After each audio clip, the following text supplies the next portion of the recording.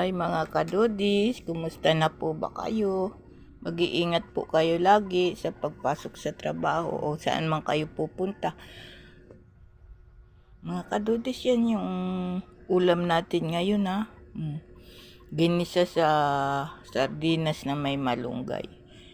Sibuyas lang to mga kadudis kasi wala tayong bawang kaya sibuyas lang ang gamit natin ngayon. Tsaka ayan. Sarap yan mga kadudis. Pinahingi ko yung anak ko doon ng malunggay sa kapitbahay namin. Malayo yan mga kadudis. Doon pa yan sa mabait naman yung hiningan kaya binigyan ng anak ko. Yan mga kadudis, masarap yung ulam natin ngayon. Ginisa sa sardinas na may malunggay. Kumusta na po ba kayo? Salamat po sa pagsuporta ninyo sa mga vlog ko. Salamat po. Mag-iingat po kayo lagi. Di pa tayo mga kadudis monetize, pero baka pwede po paki-subscribe nyo pa po ako mga kadudis.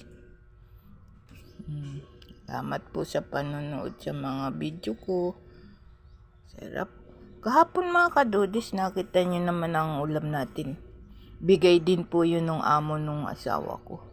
Sino po ba ang tatanggi sa biyaya? Muli po kasi sila doon ng alimango, nagpaktang. Binigyan po. Pati pambili ng kalabasa. Sa angkap pa mga kadudis. Kaya maraming salamat sa Panginoon at maraming dumadating na grasya.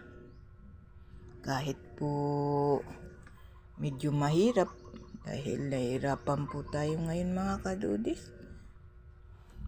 Ingat-ingat po mga kadudis pag magbabaon po kayo lagi ng tubig at payong. Ang tubig po kasi mahalaga po yan sa katawan. Kaya ingat po. Bye-bye po. Salamat po sa panonood mga kadudis.